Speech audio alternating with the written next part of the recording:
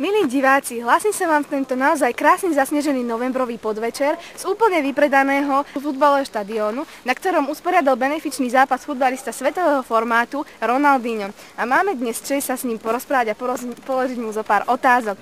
Takže, dobrý večer. Jo. Prvá otázka, čo vás viedlo k usporiadaniu tohto benefičného zápasu? Como está, no? No é cena de que en Brasília es modas football players, cena joga.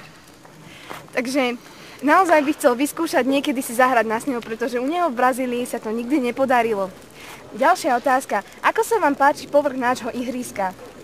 Es no identificato. Nedá sa identifikovať. Aké oblečenie nosíte najradšej? Nike. Aký bol váš obľúbený predmet v škole? Škola. Bol. Lopta. Čo by ste chceli odkázať našim poslucháčom? Segundo serata conace el spila fútbol on Brasilia un all peoples on world como esta. Chce pozerať všetkých ľudí a je naozaj šťastný, že tu mohol usporiadať tento zápas, ktorým pomôže miliónom ľuďom. A ešte vám odkazuje, že ho máte prísť niekedy pozrieť do Brazílie. Ešte by som sa vrátila k jednej otázke. Z čoho máte najväčší strach v živote? El dentista. Zo zubára.